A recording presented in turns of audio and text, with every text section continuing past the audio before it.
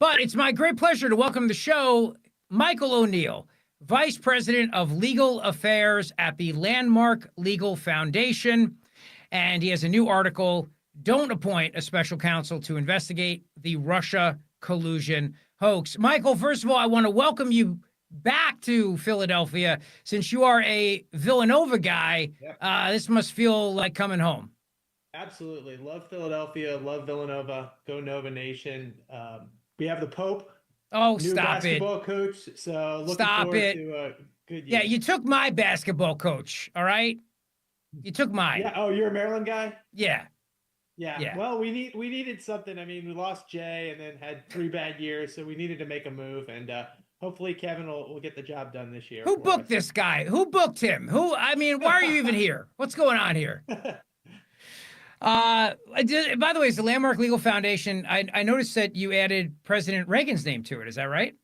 Yeah, well, the Reagan Legal Foundation, absolutely. A lot of our board members, Mark Levin, as you probably know, is a former president of our organization. Board members had prominent positions in the Reagan administration, and so we like to preserve that legacy and the connection to the Reagan presidency.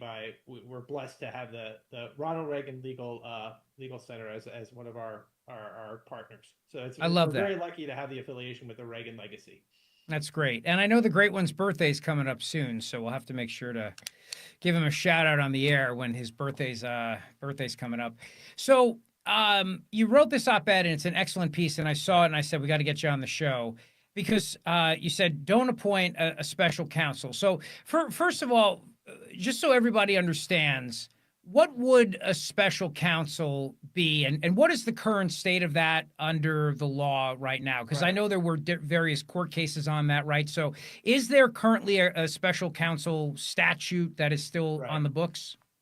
Right, there isn't. There never was. And so that was the problem with the appointment of Jack Smith. Remember, Jack Smith was the individual who was prosecuting Donald Trump in Washington, D.C. and Florida, respectively.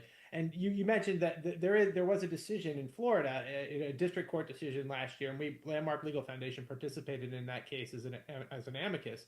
And there was a decision where Judge Cannon had concluded that the Attorney General does not have the legal nor constitutional authority to designate or appoint a special counsel. So that decision is a district court decision, but it's the only substantive decision finding that the Attorney General doesn't have that authority. Interestingly, Rich, and this is kind of an interesting nugget here, the grand jury reportedly that's going to be impaneled to investigate this case is going to be down in Fort Pierce, Florida, which is the exact same courthouse where Judge Cannon sits.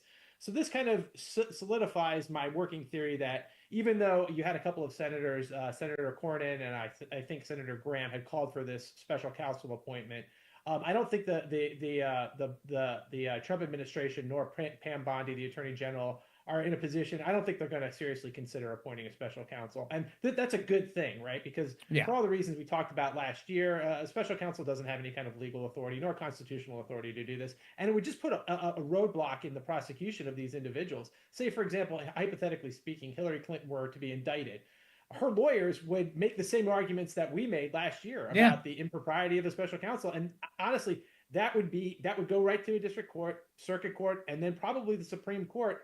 So that would just slow down the process. And so there's really no need for this. They have a Justice Department has a strike force that they've designated. I know that they've already identified, they haven't disclosed the name, but of an individual who's going to be presenting this evidence in front of a grand jury.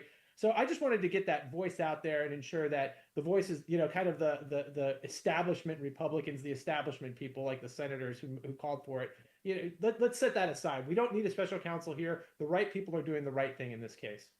Michael O'Neill, Landmark Legal Foundation, a United States attorney is confirmed by the United States Senate, right? Right. Okay.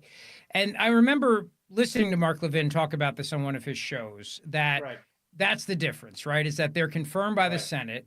So there was a process like the guy who was investigating the Bidens, David, was it Weiss? Delaware. I think.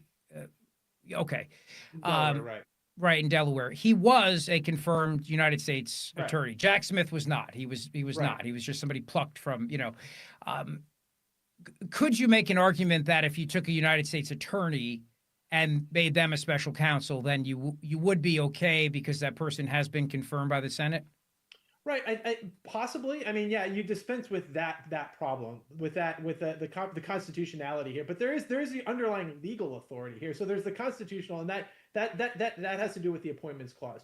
The question you also have to ask yourself is whether Congress has delegated to the Attorney General the authority to designate somebody as special counsel. And this was an argument that was grappled with back in Florida last year, and the individuals who were trying to defend it, the special counsel, struggled to really find that statutory authority. And again, there's this statement that we like to talk about in law, that Congress doesn't hide elephants in mouse holes. If you're going to delegate such power to somebody, you want to clearly ensure that your administrative agency, in this case the Department of Justice, has the clear authority to designate this individual who has, let's be clear, has power beyond a U.S. attorney. I mean, Jack Smith was bringing indictments in multiple jurisdictions, whereas a U.S. attorney can simply just is limited to their respective jurisdictions. And furthermore, there's really, again, as I said, U.S. attorneys can bring these indictments. Also, it eliminates the fundamental rationale behind a special counsel, of course, is to avoid the conflict of interest issues. Again, if you're going to have somebody investigating the current administration, you don't want to have somebody within the administration doing that. Of course, this isn't present in this case.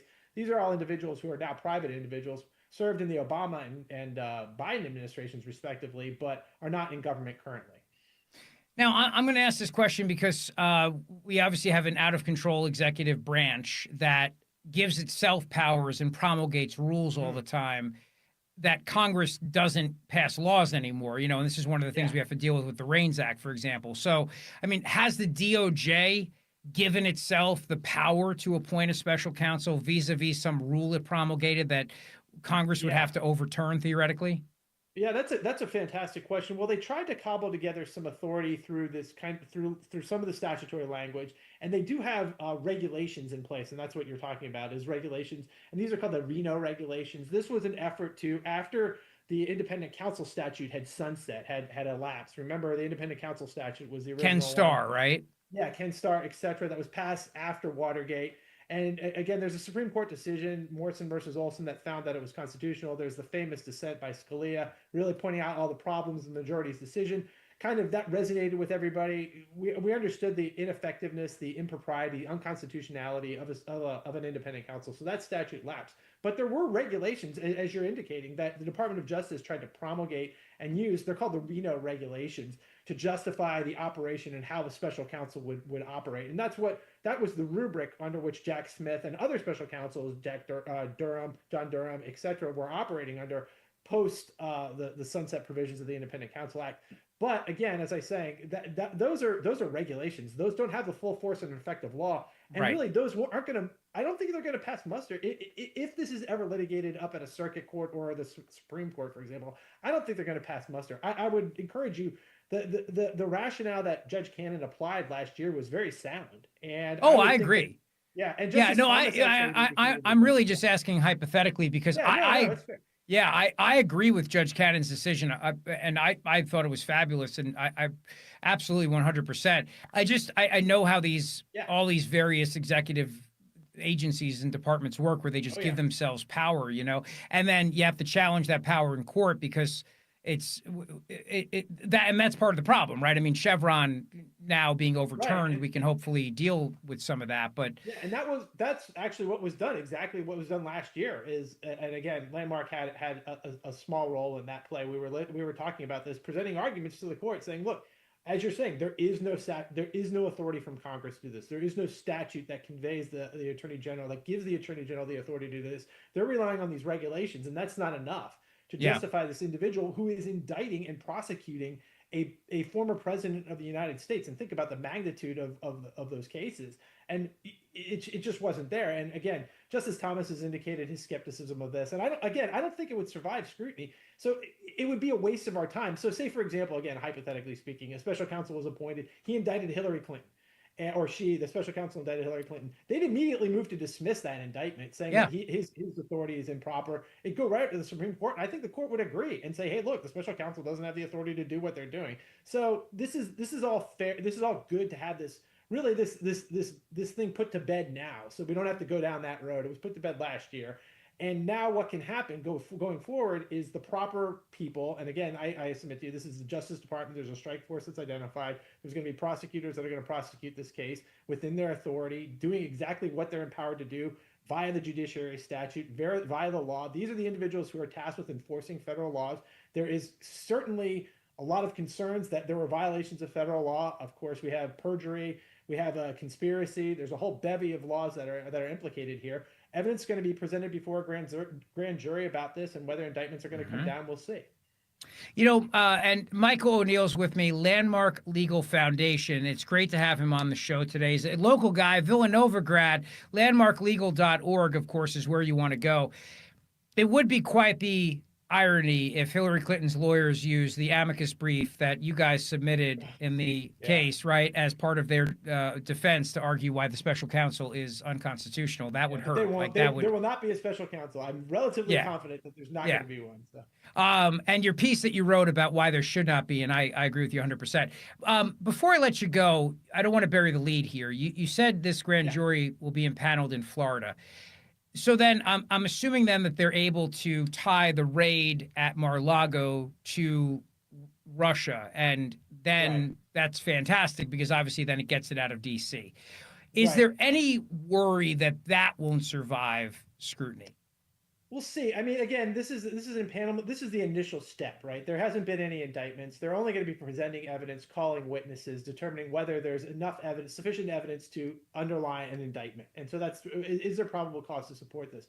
Well, certainly there'll be challenges, of course. I mean, you're dealing with sophisticated parties, Hillary Clinton, Brennan, even former President Obama, excuse me. So these are very sophisticated parties who will have intelligent lawyers who make every possible argument that they can make. And challenging venue and jurisdiction down there is certainly part of it. But I do believe that there is certainly there is a reason for this, and there has to be some sort of significant evidence that they would implicating the raid on Mar-a-Lago. And again, I think the cottage theory that's been proffered, of course, is that there was a concern that the records that were retained in Mar-a-Lago would result in some sort of light and transparency into this greater conspiracy, and that's what triggered that raid. Rather than all of this, what we were sold on this false bill of goods that Trump was improperly storing documents, it was really a concern by intelligence and security apparatus that Trump had records that were going to shine light on this conspiracy. And now we're seeing that those records were actually in the FBI and this Durham Annex records that were in some back room. I can't believe I'm saying this, by the way,